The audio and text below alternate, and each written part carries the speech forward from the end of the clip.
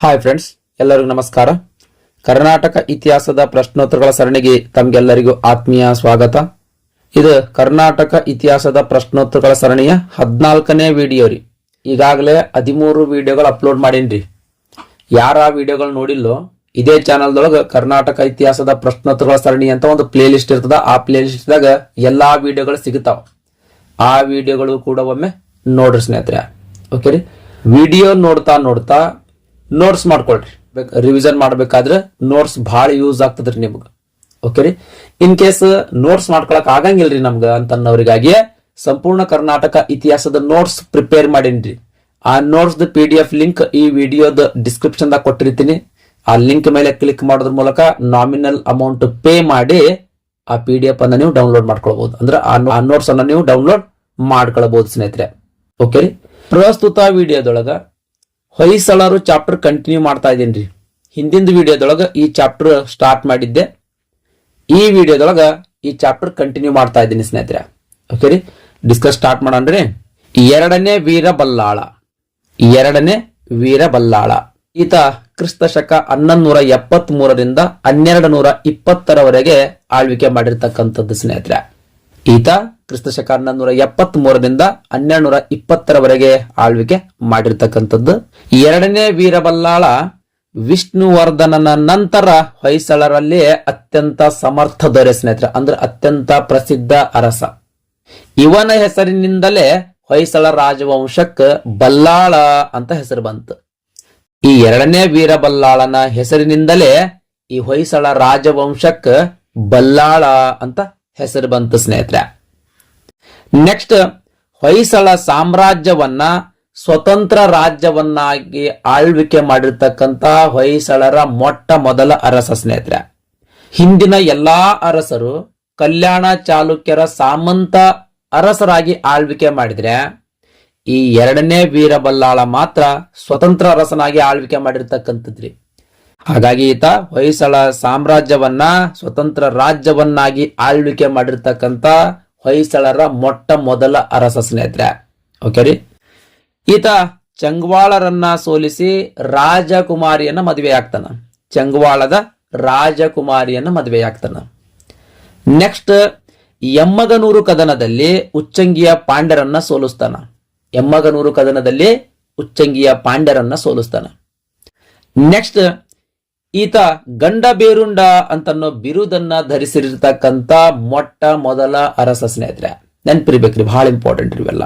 Okay ರೀ, ಎರಡನೇ ವೀರಬಲ್ಲಾಳ ಗಂಡ ಬೇರುಂಡ ಅಂತನ್ನೋ ಬಿರುದನ್ನ ಧರಿಸಿರ್ತಕ್ಕಂತ ಮೊಟ್ಟ ಮೊದಲ ಅರಸ ಸ್ನೇಹಿತರೆ. ನೆಕ್ಸ್ಟ್, ವಿಷ್ಣುವರ್ಧನನ ಕಾಲದಲ್ಲಿ ಸಾಮಂತ ಅರಸರಾಗಿರ್ತಕ್ಕಂಥ ಅನೇಕ ಸಣ್ಣ ಪುಟ್ಟ ಅರಸರು ಅಥವಾ ಸಣ್ಣ ಪುಟ್ಟ ರಾಜಮನೆತನಗಳ ವಿಜಯ ನರಸಿಂಹನ ಕಾಲದಲ್ಲಿ ಸ್ವತಂತ್ರವಾಗ್ತಾವ್ರಿ. ಈ ವಿಜಯ ನರಸಿಂಹ ಸಾಮ್ರಾಜ್ಯದ ರಕ್ಷಣೆಯ ಬಗ್ಗೆ ಬಹಳ ನಿರಾಸಕ್ತಿ ಹೊಂದಿದ್ದಾರೆ.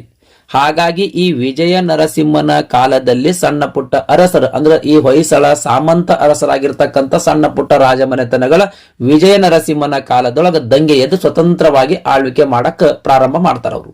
ಅದೇ ರೀತಿ ವಿಜಯ ನರಸಿಂಹನ ನಂತರ ಆಳ್ವಿಕೆ ಬಂದ ಬಲ್ಲಾಳನ ರಾಜ್ಯಾಡಳಿತದ ಮೇಲೂ ಕೂಡ ಆ ಸಣ್ಣ ಪುಟ್ಟ ರಾಜರ ಆಕ್ರಮಣ ಮಾಡುವಂಗಾಗ್ತಾರ ಸ್ನೇಹಿತರೆ. ಆದ್ರೆ ಎರಡನೇ ಬಲ್ಲಾಳ ಈ ಎಲ್ಲಾ ಆಕ್ರಮಣಗಳನ್ನ ತಡೆಗಟ್ತಾನ ಸ್ನೇಹಿತರೆ. ಈ ಆಕ್ರಮಣ ಮಾಡಿದವರಲ್ಲಿ ಪ್ರಮುಖರು ಅಂತ ನೋಡೋದಾದ್ರೆ ಚಂಗ್ವಾಳರು ಮತ್ತು ಕೊಂಗ್ವಾಳರು, ಇವರು ಪ್ರಮುಖರು ಸ್ನೇಹಿತರೆ. ಈ ಬಲ್ಲಾಳನ ರಾಜ್ಯಾಡಳಿತದ ವೇಳೆಯಲ್ಲಿ ಹೊಯ್ಸಳರ ಮೇಲೆ ಆಕ್ರಮಣ ಮಾಡಿದವರಲ್ಲಿ ಪ್ರಮುಖರು ಯಾರ್ರಿ? ಚಂಗ್ವಾಳರು ಮತ್ತು ಕೊಂಗ್ವಾಳರು. ಓಕೆ ರೀ, ಬಲ್ಲಾಳ ತನ್ನ ದಂಡನಾಯಕ ಬೆಟ್ಟರಸನ ನೇತೃತ್ವದಲ್ಲಿ 1173ರಲ್ಲಿ ಈ ಚಂಗ್ವಾಳ ಮತ್ತು ಕೊಂಗ್ವಾಳರನ್ನ ಸೋಲಿಸಿ ತನ್ನ ಪರಮಾಧಿಕಾರವನ್ನ ಒಪ್ಪಿಕೊಳ್ಳುವಂಗ ಮಾಡ್ತಾನ. ಅಂದ್ರೆ ಹೊಯ್ಸಳ ಸಾಮ್ರಾಜ್ಯದ ಸಾಮಂತ ಅರಸನಾಗಿ ಆಳ್ವಿಕೆ ಮುಂದುವರೆಸುವಂಗ ಮಾಡ್ತಾನ ಸ್ನೇಹಿತರೆ. ಮತ್ತೆ ತಿರ್ಗಾ ಇವರು ಈ ಬಲ್ಲಾಳನ ಅವಧಿಯೊಳಗ ಏನು ಸ್ವತಂತ್ರಗೊಂಡಿರಲ್ರಿ ಸಣ್ಣ ಪುಟ್ಟ ರಾಜಮನೆತನಗಳ, ಅವೆಲ್ಲವೂ ಸಾಮಂತ ರಾಜಮನೆತನಗಳಾಗಿಯೇ ಆಳ್ವಿಕೆ ಮುಂದುವರಿಸುವಂಗಾಗ್ತದ ಸ್ನೇಹಿತರೆ. ಓಕೆ ರೀ, ನೆಕ್ಸ್ಟ್, ಕ್ರಿಸ್ತ ಶಕ 1177ರಲ್ಲಿ ಚಿತ್ರದುರ್ಗದ ಹತ್ತಿರ ಉಚ್ಚಂಗಿಯ ಕೋಟೆಯ ಮೇಲೆ ಆಕ್ರಮಣ ಮಾಡ್ತಾನ. ಉಚ್ಚಂಗಿಯ ಕೋಟೆಯ ಮೇಲೆ ಆಕ್ರಮಣ ಮಾಡ್ತಾನ. ಅಲ್ಲಿನ ಪಾಂಡ್ಯರಾಜನಾದ ಕಾಮದೇವನನ್ನು ಕೂಡ ಸೋಲಿಸ್ತಾನ. ಉಚ್ಚಂಗಿ ಕೋಟೆಯ ಮೇಲೆ ದಾಳಿ ಮಾಡಿ ಅಲ್ಲಿನ ಪಾಂಡ್ಯರಾಜನಾದ ಕಾಮದೇವನನ್ನ ಸೋಲಿಸ್ತಾನೆ ಸ್ನೇಹಿತರೆ. ಆ ಕಾಮದೇವನಿಂದ ಹೇರಳವಾದ ಕಪ್ಪ ಕಾಣಿಕೆಯನ್ನ ಪಡೆದುಕೊಂಡು ಆತನ ರಾಜ್ಯವನ್ನ ಆತನಿಗೆ ಬಿಟ್ಟು ಕೊಡ್ತಾನ. ಆ ಕಾಮದೇವನ ರಾಜ್ಯವನ್ನು ಆತನಿಗೆ ಬಿಟ್ಟು ಕೊಟ್ಟಿರೋದ ಕಾರಣದಿಂದ ಈತನಿಗೆ ಪಾಂಡ್ಯ ರಾಜ್ಯ ಪ್ರತಿಷ್ಠಾಪನಾಚಾರ್ಯ ಅಂತ ಮತ್ತೊಂದು ಬಿರುದು ಸಿಗ್ತದ ಸ್ನೇಹಿತರೆ. ಕಾಮದೇವನಿಂದ ಹೇರಳವಾದ ಕಪ್ಪ ಕಾಣಿಕೆಯನ್ನ ಪಡೆದುಕೊಂಡು ರಾಜ್ಯವನ್ನ ಆತನಿಗೆ ಬಿಟ್ಟು ಕೊಟ್ಟದ್ದಕ್ಕಾಗಿ ಪಾಂಡ್ಯ ರಾಜ್ಯ ಪ್ರತಿಷ್ಠಾಪನಾಚಾರ್ಯ ಅಂತನ್ನೋ ಬಿರುದನ್ನ ಗಳಿಸ್ತಾನ ಸ್ನೇಹಿತರೆ. ಓಕೆ ರೀ. ಶನಿವಾರದಂದು ಈ ವಿಜಯ ದೊರೆತಿದ್ದರಿಂದ ಶನಿವಾರ ಸಿದ್ಧಿ ಅಂತನ್ನೋ ಬಿರುದನ್ನ ಪಡ್ಕೊಳ್ತಾನ. ಅದೇ ರೀತಿ ಉಚ್ಚಂಗಿಯ ಕೋಟೆಯನ್ನ ವಶಪಡಿಸಿಕೊಂಡಿದ್ದರಿಂದ ಗಿರಿದುರ್ಗರ ಮಲ್ಲ ಅಂತನ್ನೋ ಬಿರುದನ್ನು ಸಹ ಪಡಿತಾನ ಸ್ನೇಹಿತರೆ. ನೋಡ್ರಿ, ಪಾಂಡ್ಯರಾಜ ಪ್ರತಿಷ್ಠಾಪನಾಚಾರ್ಯ, ಶನಿವಾರ ಸಿದ್ಧಿ, ಗಿರಿದುರ್ಗರ ಮಲ್ಲ ಅಂತನ್ನೋ ಬಿರುದುಗಳನ್ನ ಪಡ್ಕೊಳ್ತಾನ ಸ್ನೇಹಿತರೆ. ಓಕೆ ರೀ. ನೆಕ್ಸ್ಟ್ ಕ್ರಿಸ್ತಶಕ 1187ರಲ್ಲಿ ಮೋಸ್ಟ್ ಇಂಪಾರ್ಟೆಂಟ್ ಇದು. ಕ್ರಿಸ್ತಶಕ 1187ರಲ್ಲಿ ಈ ಎರಡನೇ ವೀರಬಲ್ಲಾಳ ಕಲ್ಯಾಣ ಚಾಲುಕ್ಯರ ಅರಸನಾದ 4ನೇ ಸೋಮೇಶ್ವರನನ್ನ ಸೋಲಿಸ್ತಾನ್ರಿ. ಕಲ್ಯಾಣ ಚಾಲುಕ್ಯರ ಅರಸನಾದ 4ನೇ ಸೋಮೇಶ್ವರನನ್ನ ಸೋಲಿಸಿ ಕರ್ನಾಟಕ ಚಕ್ರವರ್ತಿ ಅಂತನ್ನೋ ಬಿರುದನ್ನ ಪಡೆದುಕೊಂಡು ಸ್ವತಂತ್ರ ಅರಸನಾಗಿ ಆಳ್ವಿಕೆ ಪ್ರಾರಂಭಿಸ್ತಾನ ಸ್ನೇಹಿತರೆ. ನೋಡ್ರಿ, ಕಲ್ಯಾಣ ಚಾಲುಕ್ಯರ ಸಾಮಂತ ಅರಸನಾಗಿದ್ದವನು ಅದೇ ಕಲ್ಯಾಣ ಚಾಲುಕ್ಯರ ದೊರೆಯಾದ 4ನೇ ಸೋಮೇಶ್ವರನನ್ನ ಸೋಲಿಸಿ ಕರ್ನಾಟಕ ಚಕ್ರವರ್ತಿ ಅಂತನ್ನೋ ಬಿರುದನ್ನ ಪಡೆದುಕೊಂಡು ಸ್ವತಂತ್ರ ಅರಸನಾಗಿ ಆಳ್ವಿಕೆ ಮಾಡಕ್ ಸ್ಟಾರ್ಟ್ ಮಾಡ್ತಾನ ಸ್ನೇಹಿತರೆ. ಓಕೆ ರೀ. ಈ ಸೋಲಿನೊಂದಿಗೆ ಚಾಲುಕ್ಯ ಮತ್ತು ಕಳಚೂರಿ ಸಂತತಿಗಳು ಕರ್ನಾಟಕ ಇತಿಹಾಸದಿಂದ ಕಾಣೆಯಾಗ್ತಾವ. ಅಂದ್ರೆ ಈ ಎರಡು ರಾಜಮನೆತನಗಳು ಅವನತಿ ಹೊಂದುತ್ತಾವ ಸ್ನೇಹಿತರೆ. ನೆಕ್ಸ್ಟ್ ಎರಡನೇ ವೀರಬಲ್ಲಾಳನ ಸೈನಿಕ ಸಾಧನೆಗಳು ಮುಂದುವರಿತಾವ್ರಿ. ಕ್ರಿಸ್ತಶಕ 1190ರಲ್ಲಿ ದೇವಗಿರಿಯ ಸವಣರೊಡನೆ ಸೊರಟೂರು ಅಂತನೋ ಪ್ರದೇಶದೊಳಗ ಒಂದು ಯುದ್ಧ ನಡೀತದ್ರಿ. ಅದಕ್ಕೆ ಸೊರಟೂರು ಯುದ್ಧ ಅಂತ ಕರೀತಾರ. ಈ ಸೊರಟೂರು ಯುದ್ಧದಲ್ಲಿ ಯಾದವ ದೊರೆ 5ನೆಯ ಬಿಲ್ಲಮ್ಮನನ್ನ ಸೋಲಿಸ್ತಾನೆ ಸ್ನೇಹಿತರೆ. ಯಾದವ ದೊರೆ 5ನೆಯ ಬಿಲ್ಲಮ್ಮನನ್ನು ಸೋಲಿಸ್ತಾನ. ಓಕೆ ರೀ. ನೆಕ್ಸ್ಟ್ ವೀರಬಲ್ಲಾಳನ ಈ ಸೊರಟೂರು ಮತ್ತು ಲಕ್ಕುಂಡಿ ವಿಜಯಗಳ ಹೊಯ್ಸಳರ ರಾಜಕೀಯ ಅದೃಷ್ಟದ ಶಿಖರಗಳಾಗ್ತವ. ಅಂದ್ರ ಹೊಯ್ಸಳರು ರಾಜಕೀಯ ಇತಿಹಾಸದೊಳಗ ಪ್ರಸಿದ್ಧಿ ಪಡಿತಾರ ಸ್ನೇಹಿತರೆ. ನೆಕ್ಸ್ಟ್ ಈ ಮೇಲಿನ ವಿಜಯಗಳ ಕುರುಹಾಗಿ ಬಲ್ಲಾಳ ಕ್ರಿಸ್ತಶಕ 1191ರಲ್ಲಿ ಬಲ್ಲಾಳ ಯುಗ ಅಂತನ್ನೋ ಹೆಸರಿನ ಕಾಲಗಣನೆಯನ್ನ ಜಾರಿಗೆ ತರ್ತಾನ. ಈ ಸೊರಟೂರು ಯುದ್ಧದ ವಿಜಯ ಆಗಿರಬಹುದು, ಈ ಲಕ್ಕುಂಡಿ ವಿಜಯ ಆಗಿರಬಹುದು, ಈ ಎಲ್ಲಾ ಯುದ್ಧ ವಿಜಯಗಳ ನೆನಪಿಗಾಗಿ ಬಲ್ಲಾಳ ಕ್ರಿಸ್ತಶಕ 1191ರಲ್ಲಿ ಬಲ್ಲಾಳ ಯುಗ ಅಂತನ್ನೋ ಹೆಸರಿನ ಕಾಲಗಣನೆಯನ್ನ ಜಾರಿಗೆ ತರ್ತಾನ ಸ್ನೇಹಿತರೆ. ನೆಕ್ಸ್ಟ್ ಈತ ಚೋಳ ಸಿಂಹಾಸನವನ್ನ 2ನೆಯ ರಾಜನಿಗೆ ದೊರೆಯುವಂತೆ ಮಾಡಿ ಚೋಳ ರಾಜ್ಯ ಪ್ರತಿಷ್ಠಾಪನಾಚಾರ್ಯ ಅಂತನ್ನೋ ಬಿರುದನ್ನ ಪಡ್ಕೊಳ್ತಾನ. 2ನೇ ವೀರಬಲ್ಲಾಳ ಚೋಳ ಸಿಂಹಾಸನವನ್ನ 2ನೇ ರಾಜನಿಗೆ ದೊರೆಯುವಂಗ ಮಾಡಿ ಚೋಳ ರಾಜ್ಯ ಪ್ರತಿಷ್ಠಾಪನಾಚಾರ್ಯ ಅಂತನ್ನೋ ಬಿರುದನ್ನ ಪಡ್ಕೊಳ್ತಾನೆ ಸ್ನೇಹಿತರೆ. ನೆಕ್ಸ್ಟ್ 2ನೇ ವೀರಬಲ್ಲಾಳನ ಅವಧಿಯಲ್ಲಿ ಹೊಯ್ಸಳ ಸಾಮ್ರಾಜ್ಯ ದಕ್ಷಿಣ ಭಾರತದ ಪ್ರಬಲ ಸಾಮ್ರಾಜ್ಯವಾಗಿ ಮಾರ್ಪಡುತ್ತದೆ ಸ್ನೇಹಿತರೆ. ದಕ್ಷಿಣ ಭಾರತದೊಳಗ ಹೊಯ್ಸಳರನ್ನ ಸೋಲಿಸಬೇಕು ಅಂತನ್ನೋ ರಾಜಮನೆತನಗಳು ಇಲ್ಲದಂಗ ಆಗ್ತವ. ಅಷ್ಟೊಂದು ಪ್ರಬಲ ಸಾಮ್ರಾಜ್ಯವಾಗಿ ಮಾರ್ಪಡುತ್ತದ. ಇದೇ ವೇಳೆಯಲ್ಲಿ ಸಿಂಧ್ರ ಹೊಯ್ಸಳ ಸಾಮ್ರಾಜ್ಯದ ವಿರುದ್ಧ ಬಂಡೇಳ್ತಾರ. ಈ ಹೊಯ್ಸಳ ಸಾಮ್ರಾಜ್ಯದ ಏಳಿಗೆ ಸಹಿಸಕ್ಕಾಗಂಗಿಲ್ಲ ಇವ್ರಿಗೆ, ಈ ಸಿಂಧ್ರಿಗೆ. ಹಾಗಾಗಿ ಇವರು ಹೊಯ್ಸಳ ಸಾಮ್ರಾಜ್ಯದ ವಿರುದ್ಧ ಬಂಡೇಳ್ತಾರ, ಅಂದ್ರೆ ದಂಗೆ ಹೇಳ್ತಾರ. ಈ ಸಿಂಧ್ರಿಗೆ 2ನೇ ವೀರಬಲ್ಲಾಳನ ಮಡದಿಯಾದ ಉಮಾದೇವಿ ಸೈನ್ಯ ಸಮೇತಳಾಗಿ ಹೋಗಿ ದಂಗೆಯನ್ನ ಅಡಗಿಸ್ತಾಳ ಸ್ನೇಹಿತರೆ.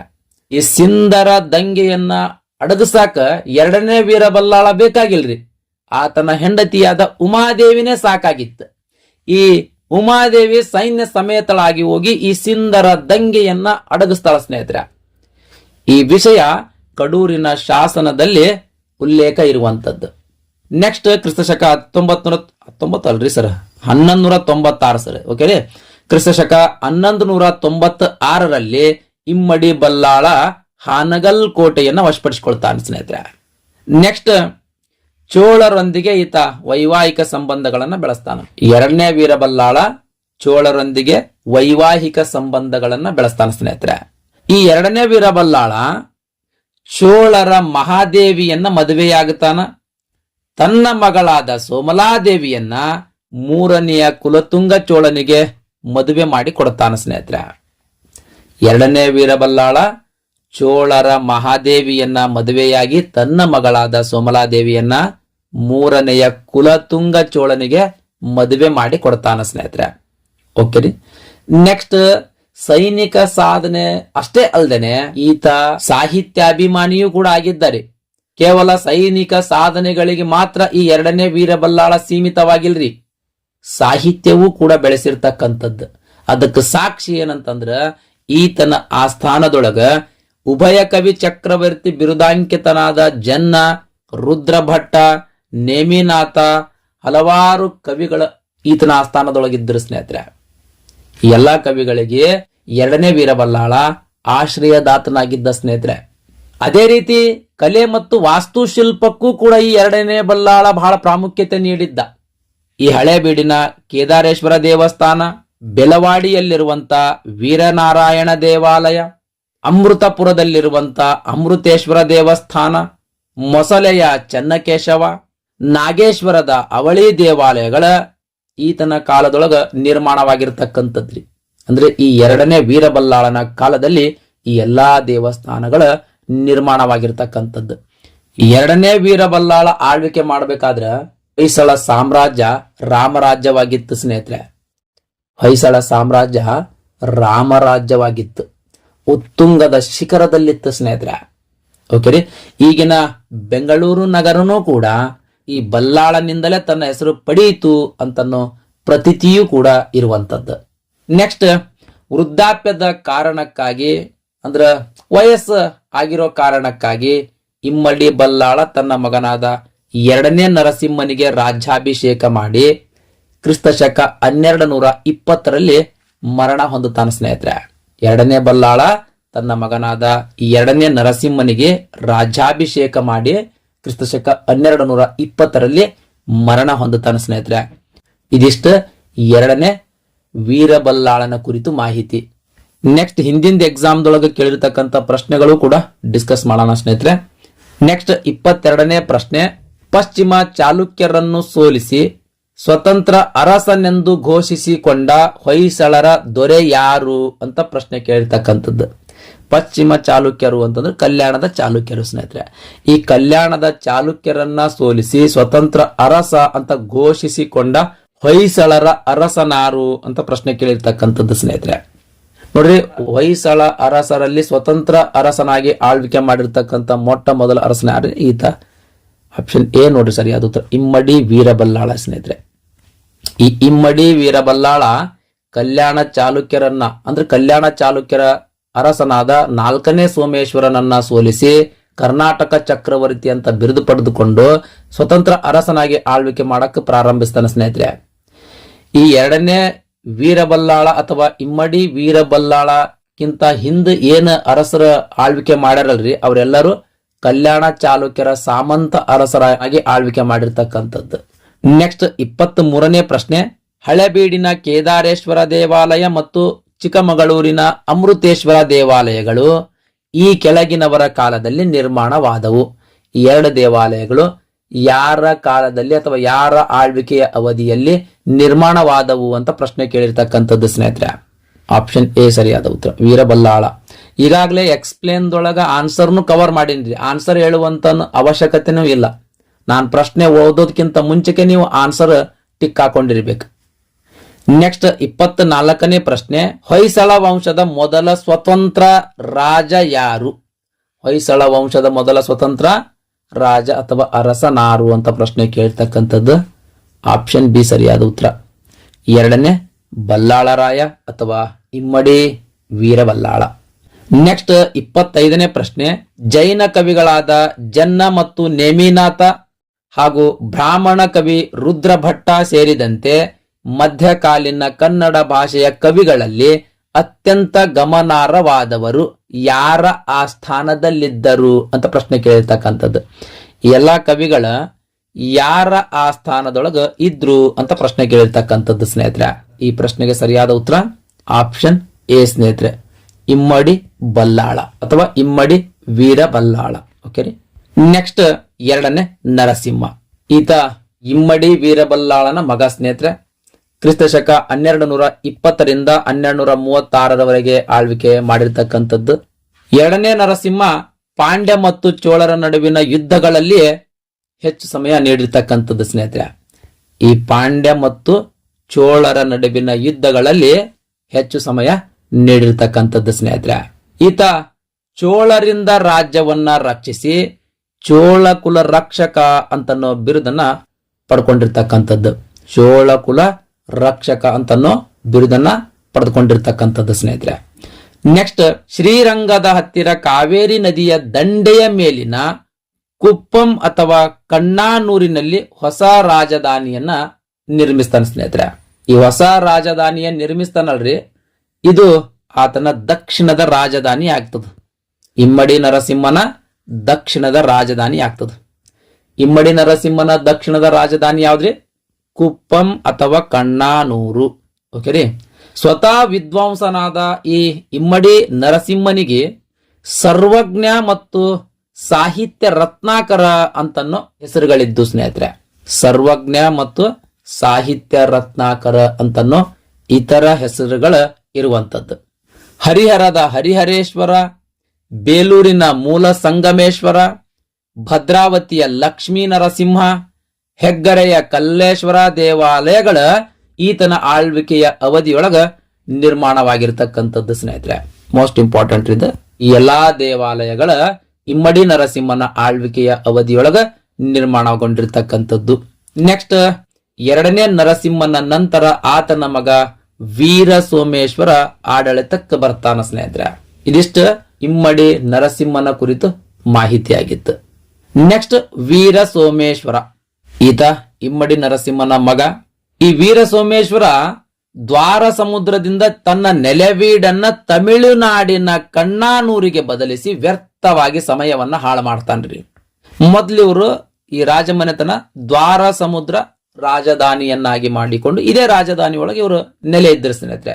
ಇಲ್ಲಿಂದಲೇ ರಾಜ್ಯಭಾರ ಮಾಡ್ತಿದ್ರು. ಆದ್ರೆ ಈತ ವೀರ ಸೋಮೇಶ್ವರ ಏನ್ ಮಾಡ್ತಾನ, ಈ ದ್ವಾರ ಸಮುದ್ರದಿಂದ ತಮಿಳುನಾಡಿನ ಕಣ್ಣಾನೂರಿಗೆ ತನ್ನ ರಾಜಧಾನಿಯನ್ನ ಬದಲಾವಣೆ ಮಾಡ್ತಾನ ಸ್ನೇಹಿತರೆ. ಈ ರೀತಿ ರಾಜಧಾನಿಯನ್ನ ಬದಲಾವಣೆ ಮಾಡಿಕೊಂಡು ವ್ಯರ್ಥವಾಗಿ ಸಮಯವನ್ನ ಕಳಿತಾನೆ ಸ್ನೇಹಿತರೆ. ಇಂತಹ ಸಮಯದೊಳಗ ಪಾಂಡ್ಯರ ವಂಶದ ಜಟಾವರ್ಮ ಸುಂದರ ಪಾಂಡ್ಯ ಕ್ರಿಸ್ತಶಕ 1251 ಚೋಳ ರಾಜ್ಯವನ್ನ ವಶಪಡಿಸಿಕೊಳ್ತಾನ. ಚೋಳ ರಾಜ ವಶಪಡಿಸಿಕೊಂಡ ಅಲ್ದೇನೆ ಕಣ್ಣಾನೂರಿನವರೆಗೆ ಚೋಳರ ರಾಜ್ಯವನ್ನ ವಶಪಡಿಸಿಕೊಳ್ತಾ ಬರ್ತಾನ. ನೋಡ್ರಿ, ಕಣ್ಣಾನೂರಿನಲ್ಲಿ ಆಗ್ಲೇ ವೀರ ಸೋಮೇಶ್ವರ ರಾಜಧಾನಿಯನ್ನಾಗಿ ಮಾಡಿಕೊಂಡು ಆಳ್ವಿಕೆ ಪ್ರಾರಂಭಿಸಿದ. ಹೊಯ್ಸಳ ಸಾಮ್ರಾಜ್ಯದ ಪ್ರಸಿದ್ಧಿ ತಕ್ಕ ಮಟ್ಟಿಗೆ ಕಡಿಮೆಯಾಗ್ತದೆ ಸ್ನೇಹಿತರೆ. ಯಾಕಂದ್ರೆ ಈ ಜಟಾವರ್ಮ ಸುಂದರ ಪಾಂಡ್ಯ ಚೋಳ ರಾಜ್ಯವನ್ನ ವಶಪಡಿಸಿಕೊಳ್ತಾನ ಅಲ್ದೇನೆ ಕಣ್ಣಾನೂರಿನವರೆಗೂ ಚೋಳರ ಸಾಮ್ರಾಜ್ಯವನ್ನ ವಶಪಡಿಸಿಕೊಳ್ತಾನ. ಈ ತಮಿಳುನಾಡಿನಲ್ಲಿ ಹೊಯ್ಸಳರ ಪ್ರಾಬಲ್ಯ ಇತ್ತು ಸ್ನೇಹಿತರೆ.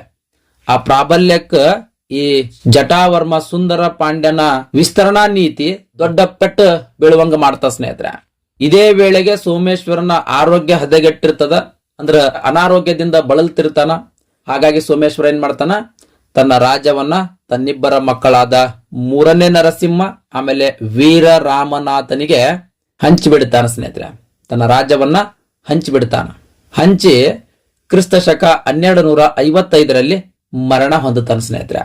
ಯಾವ ರೀತಿ ಈ ಇಬ್ರು ಮಕ್ಕಳಿಗೆ ರಾಜ್ಯವನ್ನ ಹಂಚಿದ್ನು ಅಂತಂದ್ರ, ಕರ್ನಾಟಕದ ಜಿಲ್ಲೆಗಳ ಆಡಳಿತವನ್ನ ಮೂರನೇ ನರಸಿಂಹನಿಗೆ ವಹಿಸಿದ್ದ, ತಮಿಳು ಪ್ರಾಂತ್ಯದ ಆಡಳಿತವನ್ನ ರಾಮನಾಥನಿಗೆ ವಹಿಸಿದ್ದ ಸ್ನೇಹಿತರೆ.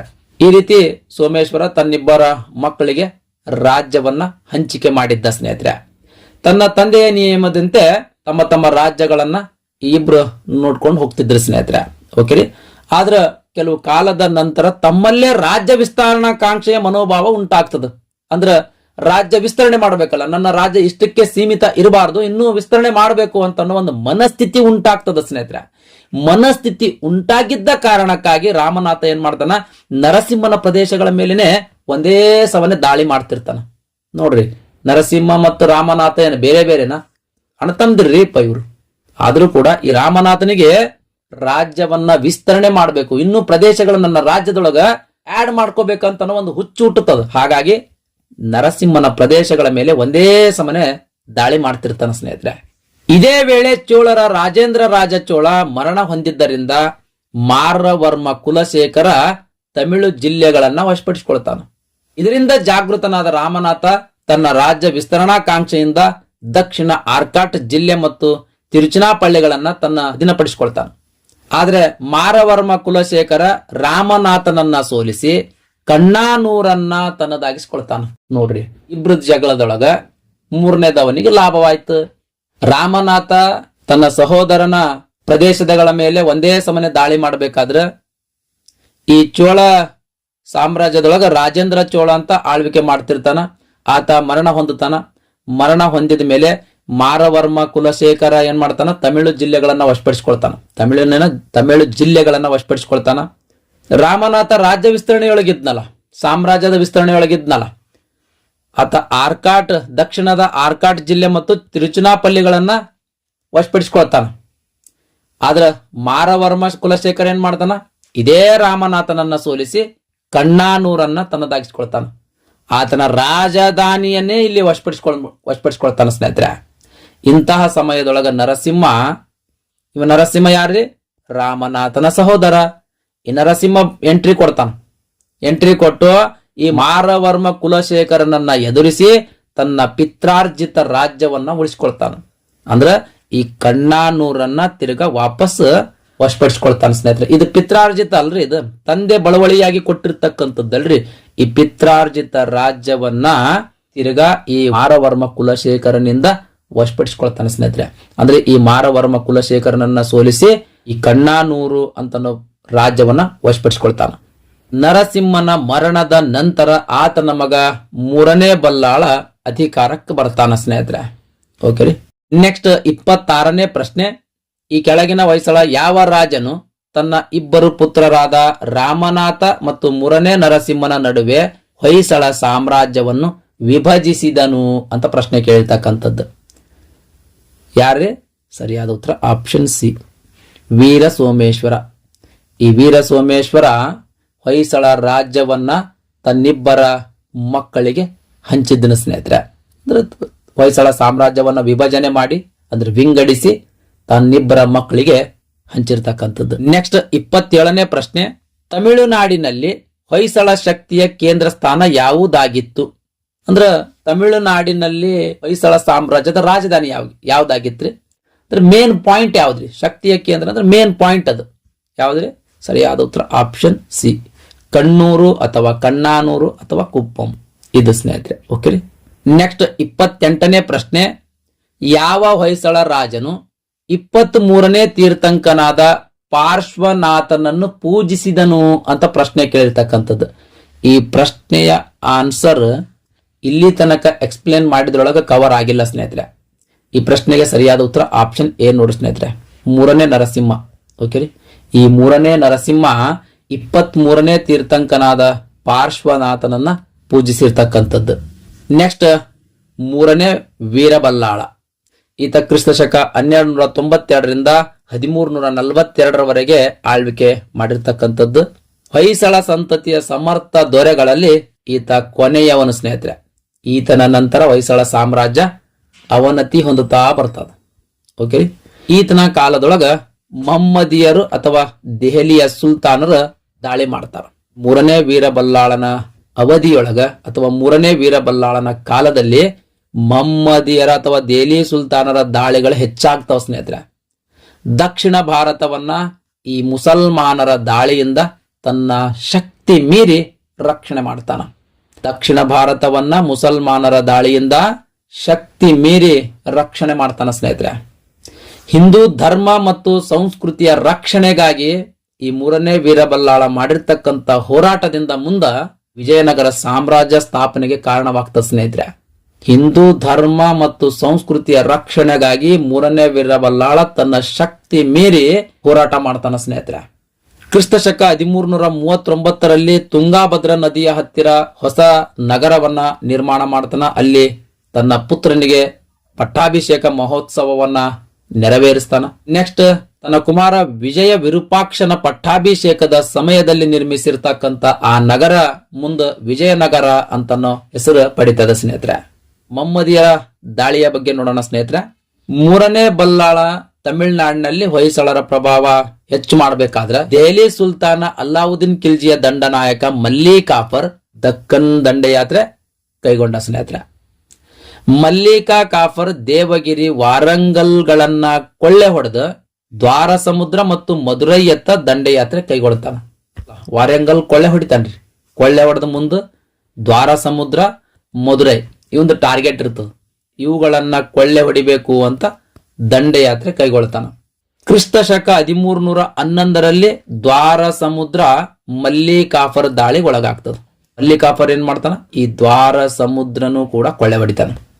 ಮಲ್ಲಿಕಾ ಕಾಫರ್ ಈ ದ್ವಾರ ಸಮುದ್ರ ಮತ್ತು ಮಧುರೈ ಇವುಗಳದ ನೆಕ್ಸ್ಟ್ ಟಾರ್ಗೆಟ್ ಇತ್ತಲ್ಲ, ಈ ದ್ವಾರ ಸಮುದ್ರದ ಅರಸನಾಗಿರ್ತಕ್ಕಂಥ ಮೂರನೇ ವೀರಬಲ್ಲಾಳ ಮಧುರೈಗೆ ಹೋಗ್ತಾನ. ಗ್ಯಾರಂಟಿ ಈ ಮಲ್ಲಿಕಾ ಕಾಫರ್ ಫಸ್ಟ್ ಮಧುರೈನೇ ದಾಳಿ ಮಾಡ್ತಾನ ಅಂತ ತಿಳಿದುಕೊಂಡು ಈ ದ್ವಾರ ಸಮುದ್ರದ ಅರಸನಾಗಿರ್ತಕ್ಕಂಥ ಮೂರನೇ ಬಲ್ಲಾಳ ಪಾಂಡ್ಯರಾಜನ ಸಹಾಯಕ್ಕೆ ಮಧುರೈಗೆ ಹೋಗ್ತಾನ ಸ್ನೇಹಿತರೆ. ಆದರೆ ಮಲ್ಲಿಕಾ ಕಾಫರ್ ಮಧುರೈ ಮೇಲೆ ದಾಳಿ ಮಾಡದೆ ದ್ವಾರ ಸಮುದ್ರದ ಮೇಲೆ ದಾಳಿ ಮಾಡ್ತಾನ. ಈ ಮಧುರೈಗೆ ಹೋಗಿದ್ದೀನಲ್ಲ ಸಹಾಯ ಮಾಡಕ್ ಮೂರನೇ ವೀರಬಲ್ಲಾಳ, ತನ್ನ ರಾಜಧಾನಿ ದ್ವಾರ ಸಮುದ್ರಕ್ಕೆ ಬರುವಷ್ಟರಲ್ಲಿ ದ್ವಾರ ಸಮುದ್ರ ಮಲ್ಲಿಕಾಫರ್ ಕೊಳ್ಳೆ ಹೊಡೆದಾಗಿತ್ತು. ಮಲ್ಲಿಕಾ ಕಾಫರ್ ದ್ವಾರ ಸಮುದ್ರವನ್ನ ಕೊಳ್ಳೆ ಹೊಡೆದು ಈ ಮೂರನೇ ವೀರಬಲ್ಲಾಳನ ಮಗನಿಗೆ ದೆಹಲಿಗೆ ಕರ್ಕೊಂಡು ಹೋಗಿದ್ದ ಸ್ನೇಹಿತರೆ. ಮೂರನೇ ವೀರಬಲ್ಲಾಳ ಮಲ್ಲಿಕಾ ಕಾಫರ್ನೊಂದಿಗೆ ಒಪ್ಪಂದ ಮಾಡ್ಕೊಳ್ತಾನ. ಒಪ್ಪಂದ ಮಾಡ್ಕೊಂಡು ಆತನಿಗೆ ಸಂಪತ್ತನ್ನ ನೀಡ್ತಾನ. ಸಂಪತ್ತನ್ನ ನೀಡಿ ದೆಹಲಿಗೆ ಕರೆದುಕೊಂಡು ಹೋಗಿರ್ತಕ್ಕಂಥ ತನ್ನ ಮಗನಾದ 4ನೇ ಬಲ್ಲಾಳನನ್ನ ಮರಳಿ ಕರ್ಕೊಂಡು ಬರ್ತಾನ. ಓಕೆರಿ. ಕ್ರಿಸ್ತ ಶಕ 1326ರಲ್ಲಿ ಮೊಹಮ್ಮದ್ ಬಿನ್ ತುಗ್ಲಕ್ ದೆಹಲಿಯ ಸುಲ್ತಾನನ ಆಗ್ತಾನ. ಮೊಹಮ್ಮದ್ ಬಿನ್ ತುಗ್ಲಕ್ ದೆಹಲಿಯ ಸುಲ್ತಾನನಾಗಿ ದಕ್ಕನ್ ಭಾಗದಲ್ಲಿ ಬಹವಾದ್ದೀನ್ ಅಂತನೋ ಮಾಂಡಲಿಕನನ್ನ ನೇಮಿಸ್ತಾನ. ಈ ಬಹವಾದ್ದೀನನ್ನ ಮಾಂಡಲಿಕನನ್ನಾಗಿ ನೇಮಕ ಮಾಡ್ತಾನ. ಈ ಮಾಂಡಲಿಕ ಏನ್ ಮಾಡ್ತಾನ, ಈ ಬಹವಾದ್ದೀನ್ ಏನ್ ಮಾಡ್ತಾನ, ಸುಲ್ತಾನನ ವಿರುದ್ಧನೇ ದಂಗೆ ಹೇಳ್ತಾನ. ಅಂದ್ರೆ ಮೊಹಮ್ಮದ್ ಬಿನ್ ತುಗ್ಲಕ್ ವಿರುದ್ಧನೇ ದಂಡೆ ಹೇಳ್ತಾನ ಸ್ನೇಹಿತರೆ. ಆದ್ರೆ ಮೊಹಮ್ಮದ್ ಬಿನ್ ತುಗ್ಲಕ್ ಈ ಬಹವುದ್ದೀನ್ ಏನ್ ಮಾಂಡಲಿಕ ಇದ್ನಲ್ಲ ಈತನಿಗೆ ಸೋಲಿಸ್ತಾನ ಸ್ನೇಹಿತರೆ. ಬಹವುದ್ದೀನ್ ತಲೆ ಮರೆಸ್ಕೊಂಡು ಹೋಗ್ತಾನ್ರಿ. ಸೋತ ಮೇಲೆ ವಾರಂಗಲ್ ಓಡ್ತಾನ. ವಾರಂಗಲ್ ನಿಂದ ನೆಕ್ಸ್ಟ್ ಆನೆಗುಂದಿಗೆ ಓಡ್ತಾನ. ಪ್ರಾಣ ರಕ್ಷಣೆ ಮಾಡ್ಕೊಳ್ಬೇಕಲ್ಲ, ಹಾಗಾಗಿ ಈತ ವಾರಂಗಲ್ ಆನೆಗುಂದಿಗೆ ಹೋಗ್ತಾನ. ವಾರಂಗಲ್ಗೆ ಹೋದ್ಮೇಲೆ ಮೊಹಮ್ಮದ್ ಬಿನ್ ತುಗ್ಲಕ್ ಏನ್ ಮಾಡ್ತಾನ, ಈ ವಾರಂಗಲ್ ಮೇಲೆ ದಾಳಿ ಮಾಡಿ ಆ ಪ್ರದೇಶ ನಾಶ ಮಾಡ್ತಾನ. ನೆಕ್ಸ್ಟ್ ಆನೆಗುಂದಿಗೆ ಹೋಗ್ತಾನ, ಆ ಪ್ರದೇಶನೂ ಕೂಡ ನಾಶ ಮಾಡಿಸ್ತಾನ. ಈ ಬಹವುದ್ದೀನ್ ಎಲ್ಲೆಲ್ಲಿ ಹೋಗ್ತಾನ ಆ ಪ್ರದೇಶಗಳು ನಾಶ ಮಾಡ್ಕೋತ ಹೋಗ್ಬಿಡ್ತಾನ ಮೊಹಮ್ಮದ್ ಬಿನ್ ತುಗ್ಲಕ್. ಬಹವುದ್ದೀನ್ ಏನ್ ಮಾಡ್ತಾನ, ನೆಕ್ಸ್ಟ್ ಲಾಸ್ಟ್ಗೆ ದ್ವಾರ ಸಮುದ್ರಕ್ಕೆ ಬರ್ತಾನ. ದ್ವಾರ ಸಮುದ್ರ ಮೂರನೇ ವೀರಬಲ್ಲಾಳನ ರಾಜಧಾನಿ ಸ್ನೇಹಿತರೆ. ಇಲ್ಲಿಗೆ ಬರ್ತಾನ.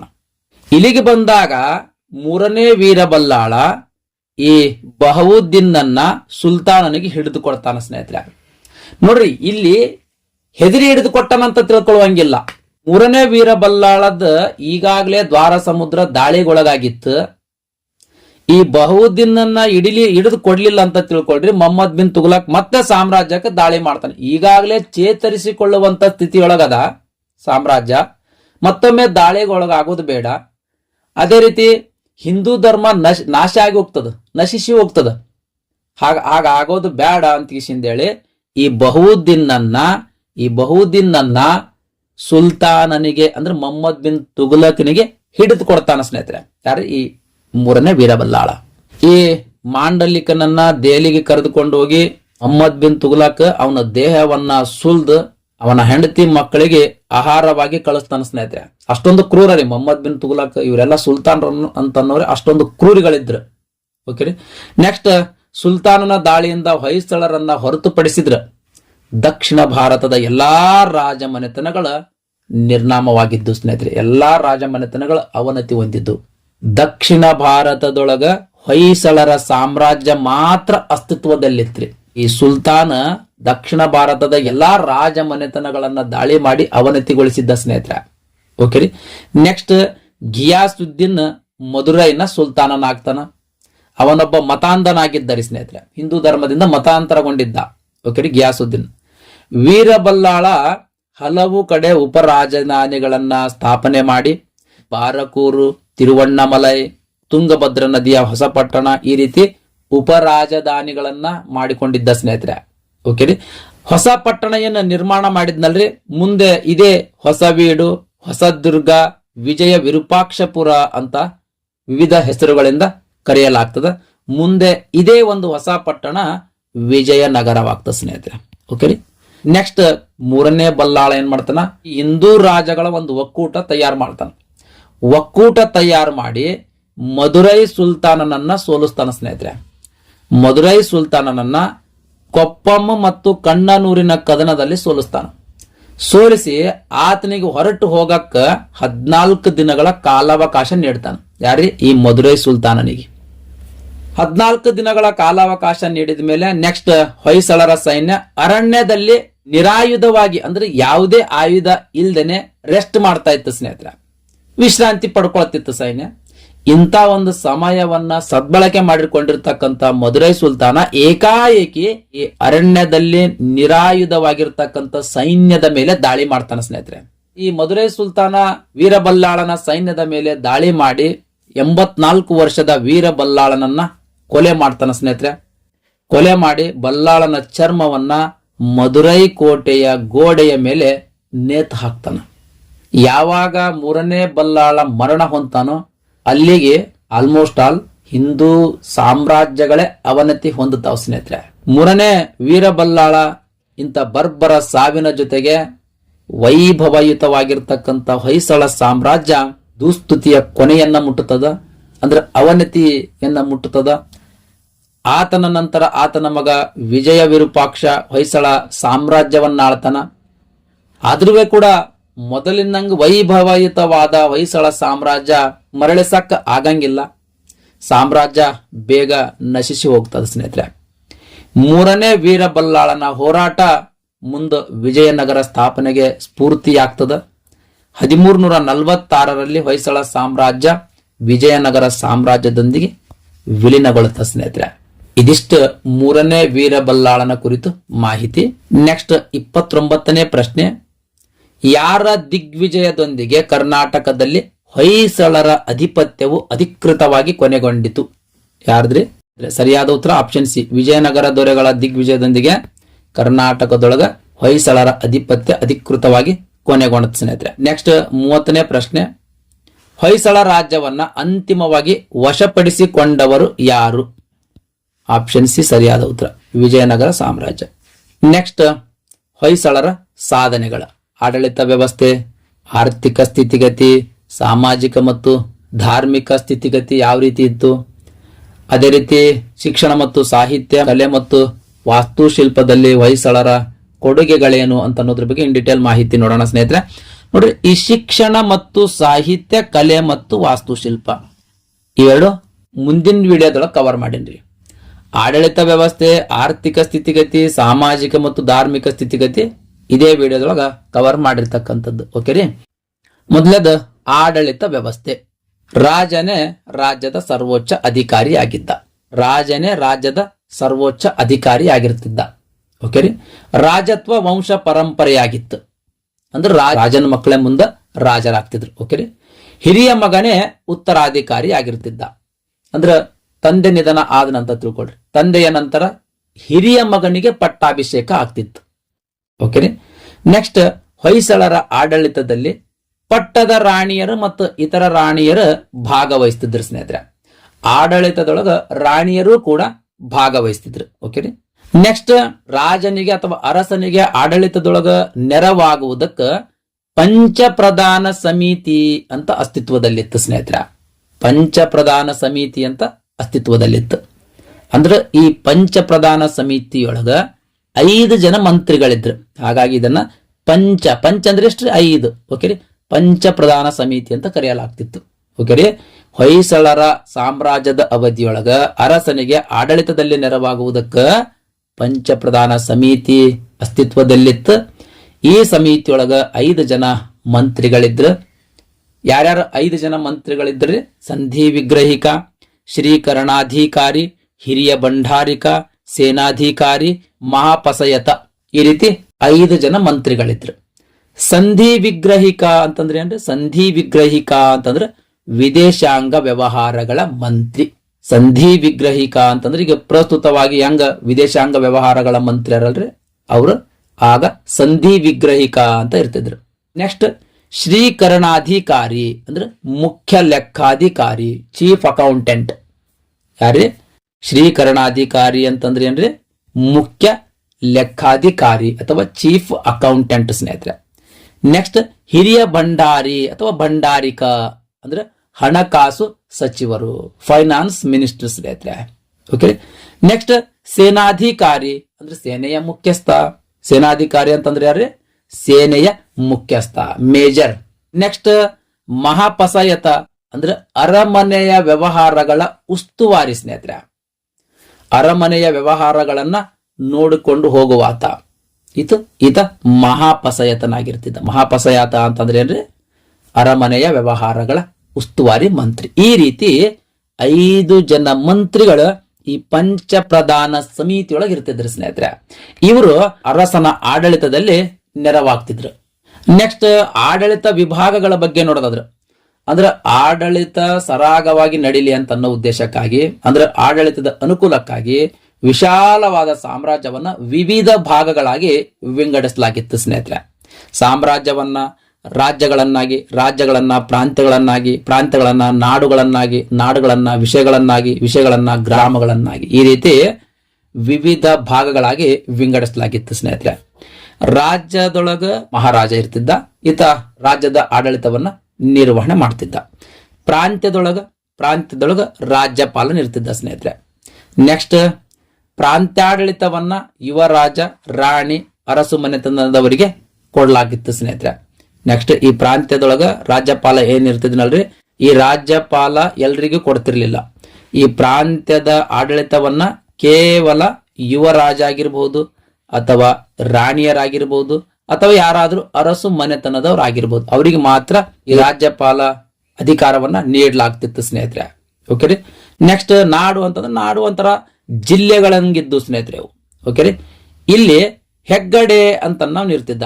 ನಾಡಿನ ಆಡಳಿತವನ್ನ ನೋಡ್ಕೊಂಡು ಹೋಗವ ಹೆಗ್ಗಡೆ ಅಂತ ಇರ್ತಿದ್ದ ಸ್ನೇಹಿತರೆ. ಓಕೆ, ಹೆಗ್ಗಡೆ ಇರ್ತಿದ್ದ. ನೆಕ್ಸ್ಟ್ ಗ್ರಾಮಗಳ ಆಡಳಿತ ಗೌಡನಿಗೆ ಸೇರಿತ್ತು ಸ್ನೇಹಿತರೆ. ಈ ಗೌಡ ಅಂತ ಇರ್ತಿದ್ದ, ಈತ ಗ್ರಾಮಗಳ ಆಡಳಿತ ನೋಡ್ಕೊಂಡು ಹೋಗ್ತಿದ್ದ. ನೆಕ್ಸ್ಟ್ ಗ್ರಾಮದೊಳಗ ಗ್ರಾಮ ಸಭೆಗಳು ಕೂಡ ಇರ್ತಿದ್ವು. ಈ ಗ್ರಾಮ ಸಭೆಗಳ ಆಡಳಿತವನ್ನ ನೋಡ್ಕೊಳ್ತಿದ್ವು. ಗೌಡನಿಗೆ ಲೆಕ್ಕಪತ್ರ ನೋಡ್ಕೊಂಡು ಹೋಗಾಕ ಶಾನುಭೋಗ ಅಂತ ಇರ್ತಿದ್ದ. ಇವ ಅಕೌಂಟೆಂಟ್ ಸ್ನೇಹಿತರೆ, ಕರುಣಿಕ ಈತ ಶಾನುಭೋಗ. ಈತ ಈ ಗೌಡನ ಆಡಳಿತದೊಳಗ ಸಹಾಯ ಮಾಡ್ತಿದ್ದ. ಅದೇ ರೀತಿ ಗೌಡನಿಗೆ ಲೆಕ್ಕಪತ್ರಗಳ ಸಹಾಯ ಅಲ್ಲದೆ ಇತರ ಸಹಾಯಗಳಿಗಾಗಿ ತಳಾರ ಅಥವಾ ತಳವಾರ ಅಂತನ್ನು ಸಹಾಯಕರಿದ್ರು ಸ್ನೇಹಿತರೆ. ಓಕೆ. ನೆಕ್ಸ್ಟ್ ಪಟ್ಟಣ ಸ್ವಾಮಿ ಅಂತಿದ್ದ, ಈತ ನಗರಗಳ ಮುಖ್ಯಸ್ಥನಾಗಿದ್ದ ಸ್ನೇಹಿತರೆ. ನೆಕ್ಸ್ಟ್ ಗರುಡರು, ಮೋಸ್ಟ್ ಇಂಪಾರ್ಟೆಂಟ್ ರೀ. ಗರುಡರು ಈ ರಾಜರ ಅಥವಾ ಅರಸರ ವಿಶೇಷ ಅಂಗರಕ್ಷಕರಿಗೆ ನಾವು ಗರುಡರು ಅಂತ ಕರಿತೀವಿ. ಅಂದ್ರೆ ಅರಸರ ಸ್ಪೆಷಲ್ ಬಾಡಿ ಗಾರ್ಡ್ ಸ್ನೇಹಿತರೆ, ಅವರಿಗೆ ನಾವು ಗರುಡರು ಅಂತ ಕರಿತೀವಿ. ರಾಜ ಸತ್ತಲ್ಲಿ ಈ ಗರುಡನಾದವನು ತನ್ನ ತಲೆಯನ್ನ ಕಡಿದುಕೊಂಡು ತನ್ನ ಸ್ವಾಮಿ ನಿಷ್ಠೆಯನ್ನ ತೋರಿಸ್ತಿದ್ದ ಸ್ನೇಹಿತರೆ. ಅಂದ್ರೆ ಸ್ವಾಮಿಯ ಮೇಲೆ ಎಷ್ಟು ನಾನು ನಿಯತ್ತಿದ್ದೀನಿ ಅಂತ ತೋರಿಸ್ತಿದ್ದ. ಇನ್ ಕೇಸ್ ಅರಸ ನಿಧನ ಹೊಂದಿದನಂತ ತಿಳ್ಕೊಳ್ರಿ. ನಿಧನ ಹೊಂದಿದ್ರೆ ಈ ಗರುಡರು ಕೂಡ ಆತನ ಜೊತೆಯಲ್ಲಿಯೇ ಇವರು ಕೂಡ ಪ್ರಾಣ ತ್ಯಾಗ ಮಾಡ್ತಿದ್ರು ಸ್ನೇಹಿತರೆ. ಓಕೆ ರೀ. ಗರುಡರ ಎಡಗಾಲಿಗೆ ಪೆಂಡೆ ಅಥವಾ ಗಂಡ ಪೇಹೋರ ಅಂತನ್ನು ಚಿನ್ನಾಭರಣಗಳನ್ನ ಹಾಕ್ತಿದ್ರು ಸ್ನೇಹಿತರೆ. ಈ ಗರುಡರ ಎಡಗಾಲಿಗೆ ಪೆಂಡೆ ಅಥವಾ ಗಂಡ ಪೇಹೋರ ಅಂತನ್ನೋ ಚಿನ್ನಾಭರಣಗಳನ್ನ ಹಾಕ್ತಾ ಇದ್ರು. ನೆಕ್ಸ್ಟ್ ಗರುಡರ ಪತ್ನಿಯರಿಗೆ ಲೆಂಕಿ ಅಂತ ಕರೆಯಲಾಗ್ತಿತ್ತು. ಮೋಸ್ಟ್ ಇಂಪಾರ್ಟೆಂಟ್ ರೀ. ಗರುಡರ ಪತ್ನಿಯರಿಗೆ ಲೆಂಕಿ ಅಂತ ಕರೆಯಲಾಗ್ತಿತ್ತು. ವಿಷ್ಣುವರ್ಧನನಿಗೆ ಜೋಕಿಮಯ್ಯ, ಎರಡನೇ ಬಲ್ಲಾಳನಿಗೆ ಕುವರ ಲಕ್ಷ್ಮಣ ಅಂತನ್ನೋ ಗರುಡರು ಪ್ರಾಣತ್ಯಾಗ ಮಾಡಿರ್ತಕ್ಕಂಥದ್ದು ಸ್ನೇಹಿತರೆ. ನೆಕ್ಸ್ಟ್, ಗರುಡರ ಅಧೀನದಲ್ಲಿ ಲೆಂಕರು ಅಂತನ್ನೋ ಯೋಧರು ಇರ್ತಿದ್ರು. ಈ ಬಾಡಿ ಗಾರ್ಡ್ ನ ಅಧೀನದೊಳಗ ಯೋಧರು ಬರ್ತಿದ್ರು ಸ್ನೇಹಿತರೆ. ಓಕೆ ರೀ. ಹೊಯ್ಸಳರ ರಾಜ್ಯ ವಿಸ್ತರಣೆಗೆ ಇವರ ಕೊಡುಗೆ ತುಂಬಾ ಇರುವಂತದ್ದು. ಅಂದ್ರ ಈ ಗರುಡರ ಪಾತ್ರ ಬಹಳ ಮುಖ್ಯವಾಗಿರ್ತಕ್ಕಂಥದ್ದು ಸ್ನೇಹಿತರೆ. ಗರುಡ ಪದ್ಧತಿ ಉಳಗ ಮಾನ್ಯ ವ್ಯವಸ್ಥೆಯಿಂದ ಹುಟ್ಟಿರ್ತಕ್ಕಂಥ ಒಂದು ಕೂಸು ಸ್ನೇಹಿತರೆ. ಉಳಿಗ ಮಾನ್ಯ ವ್ಯವಸ್ಥೆ ಅಂತಂದ್ರ ಒಂಥರ ಜೀತದಾಳ ಪದ್ಧತಿ ಇದ್ದಂಗ್ರಿ. ಆ ಒಂದು ಪದ್ಧತಿಯಿಂದ ಈ ಗರುಡ ಪದ್ಧತಿ ಅಂತ ವ್ಯವಸ್ಥೆ ಹುಟ್ಟಿರ್ತಕ್ಕಂಥದ್ದು ಸ್ನೇಹಿತರೆ. ಓಕೆ. ನೆಕ್ಸ್ಟ್, ಪ್ರಮುಖ ಅಧಿಕಾರಿಗಳ ಬಗ್ಗೆ ನೋಡೋದಾದ್ರೆ ಮಹಾಪಸಾಯಿತ, ಈತ ರಾಜವಸ್ತ್ರಗಳ ವ್ಯವಸ್ಥಾಪಕ ಸ್ನೇಹಿತರೆ. ನೆಕ್ಸ್ಟ್, 72 ನಯೋಗಧಿಪತಿ, ರಾಜನ 72 ಉಳಿಗಗಳ ನೌಕರರ ಮುಖ್ಯಸ್ಥ ಸ್ನೇಹಿತರೆ. ಅಂದ್ರೆ ರಾಜನ ನೌಕರರ ಮುಖ್ಯಸ್ಥ ಸ್ನೇಹಿತರೆ. 32 ಭಂಡಾರಿ ಅಂತಂದ್ರೆ ಸೇನಾ ವಸ್ತು ಸಂಗ್ರಹಾಲಯದ ಮುಖ್ಯ ಅಧಿಕಾರಿ. ಇವರು ಪ್ರಮುಖ ಅಧಿಕಾರಿಗಳ ಸ್ನೇಹಿತರೆ. ಇದಿಷ್ಟು ಹೊಯ್ಸಳ ಸಾಮ್ರಾಜ್ಯದ ಆಡಳಿತ ವ್ಯವಸ್ಥೆಯ ಕುರಿತು ಮಾಹಿತಿಯಾಗಿತ್ತು. ನೆಕ್ಸ್ಟ್ 31ನೇ ಪ್ರಶ್ನೆ, ಪಂಚ ಪ್ರಧಾನರೆಂಬ ಮಂತ್ರಿ ಮಂಡಲ ಇವರ ಆಳ್ವಿಕೆಯಲ್ಲಿತ್ತು. ಯಾವ ಸಾಮ್ರಾಜ್ಯದ ಆಳ್ವಿಕೆಯಲ್ಲಿತ್ತು ಅಂತ ಪ್ರಶ್ನೆ ಕೇಳಿರ್ತಕ್ಕಂಥದ್ದು. ಈ ಪ್ರಶ್ನೆಗೆ ಸರಿಯಾದ ಉತ್ತರ ಆಪ್ಷನ್ ಎ ಸ್ನೇಹಿತರೆ. ದ್ವಾರ ಸಮುದ್ರದ ಹೊಯ್ಸಳರ ಆಳ್ವಿಕೆಯೊಳಗ ಪಂಚ ಪ್ರಧಾನರೆಂಬ ಮಂತ್ರಿ ಮಂಡಲ ಅಸ್ತಿತ್ವದಲ್ಲಿತ್ರಿ. ನೆಕ್ಸ್ಟ್ 32ನೇ ಪ್ರಶ್ನೆ, ಹೊಯ್ಸಳರ ಅಂಗರಕ್ಷಕ ಪಡೆ. ಈ ಹೊಯ್ಸಳರ ಅಂಗರಕ್ಷಕ ಪಡೆಗೆ ಏನಂತ ಕರೆಯಲಾಗ್ತಿತ್ತು ಅಂತ ಪ್ರಶ್ನೆ ಕೇಳಿರ್ತಕ್ಕಂಥದ್ದು. ಆಪ್ಷನ್ ಸಿ ಸರಿಯಾದ ಉತ್ತರ, ಗರುಡ ದಳ. ಗರುಡರು ಅಂತಂದ್ರೆ ಯಾರು? ಗರುಡರು ಅಂತಂದ್ರೆ ಅರಸನ ಅಂಗರಕ್ಷಕರು. ಓಕೆ ರೀ. ನೆಕ್ಸ್ಟ್, ಆರ್ಥಿಕ ಸ್ಥಿತಿಗತಿ. ಕೃಷಿ ಪ್ರಾಥಮಿಕ ಉದ್ಯೋಗವಾಗಿತ್ತು ಸ್ನೇಹಿತರೆ. ಹೊಯ್ಸಳ ಸಾಮ್ರಾಜ್ಯದ ಅವಧಿಯೊಳಗ ಕೃಷಿ ಪ್ರಾಥಮಿಕ ಉದ್ಯೋಗವಾಗಿತ್ತು. ಭೂ ಕಂದಾಯ ರಾಜ್ಯದ ಪ್ರಾಥಮಿಕ ಆದಾಯವಾಗಿತ್ತು, ಅಂದ್ರೆ ಮೂಲ ಆದಾಯವಾಗಿತ್ರಿ ಭೂಕಂದಾಯ ಅಂದ್ರೆ ಪ್ರಾಪರ್ಟಿ ಟ್ಯಾಕ್ಸ್ ಸ್ನೇಹಿತರೆ. ಓಕೆ ರೀ. ಕೃಷಿಯನ್ನ ಪ್ರೋತ್ಸಾಹಿಸ್ಲಕ್ಕ ಹೊಯ್ಸಳರು ಶಾಂತಿ ಸಾಗರ, ಬಲ್ಲಾಳ ರಾಯ ಸಮುದ್ರ, ವಿಷ್ಣು ಸಮುದ್ರ ಅಂತನ್ನೋ ಮುಂತಾದ 106 ಕೆರೆಗಳನ್ನ ಕಟ್ಟಿಸಿರ್ತಕ್ಕಂಥದ್ದು ಸ್ನೇಹಿತರೆ. ವೀರ ಬಲ್ಲಾಳನ ಕಾಲದಲ್ಲಿ ಅತಿ ಹೆಚ್ಚು ಕೆರೆಗಳ ನಿರ್ಮಾಣವಾಗಿರ್ತಕ್ಕಂಥದ್ದು. ವೀರಬಲ್ಲಾಳನ ಕಾಲದೊಳಗ ಅತಿ ಹೆಚ್ಚು ಕೆರೆಗಳ ನಿರ್ಮಾಣವಾಗಿರ್ತಕ್ಕಂಥದ್ದು. ಮುತ್ತಾವರ ಕಾಲುವೆ ಅಂತಿತ್ತು, ಇದು ವಿನಯಾದಿತ್ಯ ನಿರ್ಮಾಣ ಮಾಡಿರ್ತಕ್ಕಂಥದ್ದು. ಮೊದಲು ಅಥವಾ ಕುಳ ಅಂತನ್ನೋ ಭೂ ಕಂದಾಯ ಚಾಲ್ತಿಯೊಳಗಿತ್ತು ಸ್ನೇಹಿತರೆ. ಮೊದಲು ಅಥವಾ ಕುಳ ಅಂತನ್ನೋ ಭೂ ಕಂದಾಯ ಹೊಯ್ಸಳ ಸಾಮ್ರಾಜ್ಯದ ಅವಧಿಯೊಳಗ ಚಾಲ್ತಿಯಲ್ಲಿತ್ತು. ನೆಕ್ಸ್ಟ್, ಮಗ್ಗದೆರೆ, ಸಾದಿಗೆರೆ, ಅಗಸೆದೆರೆ, ಮೆಡೆದೆರೆ, ಬಾಲವಣ ಇವೆಲ್ಲವೂ ಕೂಡ ತೆರಿಗೆಗಳಾಗಿದ್ದು ಸ್ನೇಹಿತರೆ. ಓಕೆ ರೀ. ನೆಕ್ಸ್ಟ್, ನಾಣ್ಯಗಳು. ಗದ್ಯಾಣ, ಹಣ, ಹೊನ್ನು, ವರಹ ಇವೆಲ್ಲವೂ ಚಿನ್ನದ ನಾಣ್ಯಗಳ ಸ್ನೇಹಿತರೆ. ಗದ್ಯಾಣ, ಹಣ, ಹೊನ್ನು, ವರಹ ಇವೆಲ್ಲವೂ ಚಿನ್ನದ ನಾಣ್ಯಗಳು. ನೆಕ್ಸ್ಟ್, ಹಗ, ಕಾಸು ಇವು ಬೆಳ್ಳಿಯ ನಾಣ್ಯಗಳ ಸ್ನೇಹಿತರೆ. ನೆಕ್ಸ್ಟ್, ಶ್ರೇಣಿಗಳು ಅಂದ್ರೆ ಸಂಘಗಳ ಸ್ನೇಹಿತರೆ. ಓಕೆ ರೀ. ವ್ಯಾಪಾರ ವೃತ್ತಿಗಳಲ್ಲಿ ನಿರತರಾಗಿರ್ತಕ್ಕಂಥ ವರ್ತಕರು ಸ್ಥಾಪಿಸಿಕೊಂಡಿರ್ತಕ್ಕಂಥ ಸಂಘಗಳಿಗೆ ನಾವು ಶ್ರೇಣಿಗಳು ಅಂತ ಕರಿತೀವಿ. ಅಂದ್ರೆ ವ್ಯಾಪಾರ ಮಾಡುವಂತವ್ರು ತಮ್ಮ ತಮ್ಮ ವ್ಯಾಪಾರಕ್ಕಾಗಿ ಒಂದೊಂದು ಸಂಘಗಳನ್ನ ಸ್ಥಾಪನೆ ಮಾಡ್ಕೊಂಡಿದ್ರು. ಅವುಗಳಿಗೆ ನಾವು ಶ್ರೇಣಿಗಳು ಅಂತ ಕರಿತೀವಿ. ಚಾಲುಕ್ಯರ ಕಾಲದಲ್ಲಿ ಅಂದ್ರೆ ಕಲ್ಯಾಣ ಚಾಲುಕ್ಯರ ಕಾಲದೊಳಗ ಐಹೊಳೆ 500 ಅಂತನ್ನೋ ಒಂದು ವೃತ್ತಿ ಸಂಘ ಸ್ಥಾಪನೆಯಾಗಿತ್ತು ಸ್ನೇಹಿತರೆ. ಇದು ಇಡೀ ಹೊಯ್ಸಳ ಸಾಮ್ರಾಜ್ಯವನ್ನ ವ್ಯಾಪಿಸಿಕೊಂಡಿತ್ತು. ಈ ಐಹೊಳೆ 500 ಅಂತನ್ನೋ ಸಂಘ ಏನದಲ್ರಿ, ಇದ್ರದ ಕೇಂದ್ರ ಬಳ್ಳಿಗಾವಿ ಆಗಿತ್ತು. ಬಳ್ಳಿಗಾವಿ ಈ ಐಹೊಳೆ 500 ಸಂಘ ಅಥವಾ ಶ್ರೇಣಿಯ ಕೇಂದ್ರ ಸ್ಥಾನವಾಗಿತ್ತು ಸ್ನೇಹಿತರೆ. ನಾನಾ ದೇಶಿಗಳು, ವೀರಬನಂಜುಗಳು, ಚೆಟ್ಟಿಗರು ಈ ಸಂಘದ ಸದಸ್ಯರಾಗಿದ್ದರು.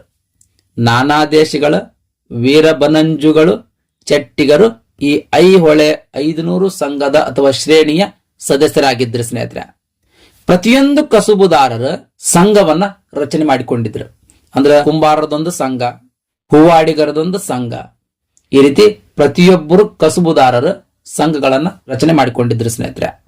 ಲಕ್ಕುಂಡಿ, ಇದು ಲಕ್ಕುಂಡಿ ಆಗ್ಬೇಕು ಸ್ನೇಹಿತರೆ. ಇದು ಲಕ್ಕುಂಡಿ ಅಂತ ಬರ್ಕೊಂಡ್ರೆ, ಈ ಲಕ್ಕುಂಡಿ ನಾಣ್ಯಗಳನ್ನ ಮುದ್ರಿಸುವಂತ ಟಂಕಶಾಲೆಯಾಗಿತ್ತು ಸ್ನೇಹಿತರೆ. ಅಂದ್ರೆ ನಾಣ್ಯಗಳನ್ನ ಮುದ್ರಿಸುವಂತ ಕೇಂದ್ರವಾಗಿತ್ತು. ಓಕೆ ರೀ. ನೆಕ್ಸ್ಟ್, ಹೊಯ್ಸಳರ ಕಾಲದಲ್ಲಿ ಕೃಷಿ, ವ್ಯಾಪಾರ, ಕೈಗಾರಿಕೆಗಳ ಸಮೃದ್ಧಿಯಾಗಿದ್ದು ಜನರ ನೆಮ್ಮದಿಯಿಂದ ಜೀವನ ಸಾಗಿಸ್ತಾ ಇದ್ರು ಸ್ನೇಹಿತರೆ. ಓಕೆ ರೀ. ಇದಿಷ್ಟು ಹೊಯ್ಸಳ ಸಾಮ್ರಾಜ್ಯದ ಆರ್ಥಿಕ ಸ್ಥಿತಿಗತಿಯ ಕುರಿತು ಮಾಹಿತಿ. ನೆಕ್ಸ್ಟ್, ಸಾಮಾಜಿಕ ಮತ್ತು ಧಾರ್ಮಿಕ ಸ್ಥಿತಿಗತಿ. ಕೆಲವು ಅರಸರು ಜೈನರಾಗಿದ್ರು, ಇನ್ನೂ ಕೆಲವರು ಹಿಂದೂ ಧರ್ಮದ ಅನುಯಾಯಿಗಳಾಗಿದ್ರು. ಬಿಟ್ಟಿದೇವ ಅಂತ ಅರಸನಿದ್ದ. ಈತನ ಇನ್ನೊಂದು ಹೆಸರೇನ್ರಿ ವಿಷ್ಣುವರ್ಧನ. ಈತ ಜೈನನಾಗಿದ್ದ ಸ್ನೇಹಿತರೆ. ರಾಮಾನುಜಾಚಾರ್ಯರ ಪ್ರಭಾವದಿಂದಾಗಿ ವೈಷ್ಣವ ಧರ್ಮಕ್ಕೆ ಮತಾಂತರಗೊಳ್ತಾನ. ಈ ವಿಷ್ಣುವರ್ಧನ ಅಥವಾ ಬಿಟ್ಟಿದೇವ ಅಂತನೋ ಅರಸ ವೈಷ್ಣವ ಧರ್ಮಕ್ಕೆ ಮತಾಂತರಗೊಳ್ತಾನ, ಅಂದ್ರೆ ಹಿಂದೂ ಧರ್ಮಕ್ಕೆ ಮತಾಂತರಗೊಳ್ತಾನ. ಬಿಟ್ಟಿದೇವ ಅಂತನ್ನೋ ತನ್ನ ಹೆಸರನ್ನ ವಿಷ್ಣುವರ್ಧನ ಅಂತ ಬದಲಾಯಿಸಿಕೊಳ್ತಾನ. ವಿಷ್ಣುವರ್ಧನನ ರಾಣಿ ಶಾಂತಲಾದೇವಿ ಮತ್ತು ಹಲವಾರು ಸೇನಾಧಿಪತಿಗಳು ಕೂಡ ಜೈನರಾಗಿದ್ರು ಸ್ನೇಹಿತರೆ. ಧಾರ್ಮಿಕ ಸಹಿಷ್ಣುತೆ ಮತ್ತು ಕೋಮು ಸೌಹಾರ್ದತೆ ಹೆಚ್ಚಾಗಿತ್ತು. ರಾಜರು ಅಂದ್ರೆ ಅರಸರು ಜೈನ, ಶೈವ, ವೈಷ್ಣವ ಮತ್ತು ಬೌದ್ಧ ಧರ್ಮಗಳಿಗೆ ಆಶ್ರಯ ನೀಡಿದ್ರು. ಅರಸರು ಜೈನ, ಶೈವ, ವೈಷ್ಣವ ಮತ್ತು ಬೌದ್ಧ ಧರ್ಮಗಳಿಗೆ ಆಶ್ರಯ ನೀಡಿದ್ರು. ನೆಕ್ಸ್ಟ್, ಬಹುಪತ್ನಿತ್ವ ಆಚರಣೆಯಲ್ಲಿತ್ತು ಸ್ನೇಹಿತರೆ. ರಾಜಮನೆತನ ಮತ್ತು ಮೇಲ್ವರ್ಗದ ಮಹಿಳೆಯರಿಗೆ ಶಿಕ್ಷಣದ ಅವಕಾಶವಿತ್ತು. ರಾಜಮನೆತನದ ಮಹಿಳೆಯರಿಗೆ ಆಮೇಲೆ ಮೇಲ್ವರ್ಗದ ಮಹಿಳೆಯರಿಗೆ ಶಿಕ್ಷಣಕ್ಕೆ ಅವಕಾಶವಿತ್ತು. ಕಂತಿ ಅಂತನೊಬ್ಬ ಕವಯಿತ್ರಿ ಹೊಯ್ಸಳ ಸಾಮ್ರಾಜ್ಯದ ಅವಧಿಯೊಳಗ ಇರುವಂತ ಒಬ್ಬ ಕವಯಿತ್ರಿಯಾಗಿದ್ದಳು ಸ್ನೇಹಿತರೆ. ಇದಿಷ್ಟು ಸಾಮಾಜಿಕ ಮತ್ತು ಧಾರ್ಮಿಕ ಸ್ಥಿತಿಗತಿಯ ಕುರಿತು ಮಾಹಿತಿ. ನೆಕ್ಸ್ಟ್ ವಿಡಿಯೋದೊಳಗೆ ನಾವು ಶಿಕ್ಷಣ ಮತ್ತು ಸಾಹಿತ್ಯ, ಕಲೆ ಮತ್ತು ವಾಸ್ತುಶಿಲ್ಪದ ಕುರಿತು ಡಿಸ್ಕಸ್ ಮಾಡೋಣ ಸ್ನೇಹಿತರೆ. ಅದು ವಿಡಿಯೋ ಬಹಳ ಇಂಪಾರ್ಟೆಂಟ್ ಆಗಿರ್ತದೆ. ಎಕ್ಸಾಮಿನೇಷನ್ ದೃಷ್ಟಿಯಿಂದ ಬಹಳ ಇಂಪಾರ್ಟೆಂಟ್ ಆಗಿರ್ತದೆ. ಅತಿ ಹೆಚ್ಚು ಪ್ರಶ್ನೆಗಳು ಬರುವಂತವೇ ಶಿಕ್ಷಣ ಮತ್ತು ಸಾಹಿತ್ಯ, ಅದೇ ರೀತಿ ಕಲೆ ಮತ್ತು ವಾಸ್ತುಶಿಲ್ಪದ ಮೇಲೆ ಸ್ನೇಹಿತರೆ. ಓಕೆ ರೀ. ಇವತ್ತಿನ ವಿಡಿಯೋ ನಿಮಗೆ ಇಷ್ಟ ಆಗ್ಯದ ಅಂತ ಅನ್ಕೊಳ್ತೀನಿ. ಇಷ್ಟ ಆಗಿತ್ತು ಅಂದ್ರೆ ದಯಮಾಡಿ ಲೈಕ್ ಬಟನ್ ಮೇಲೆ ಪ್ರೆಸ್ ಮಾಡ್ರಿ. ಅದೇ ರೀತಿ ನಿಮ್ಮ ಫ್ರೆಂಡ್ಸ್ರಿಗೂ ಕೂಡ ಶೇರ್ ಮಾಡ್ರಿ ಅಂತ ವಿನಂತಿಸಿಕೊಳ್ಳುತ್ತಾ ಇವತ್ತಿನ ವಿಡಿಯೋ ಮುಗಿಸ್ತಾ ಇದ್ದೀನಿ. ಧನ್ಯವಾದಗಳು.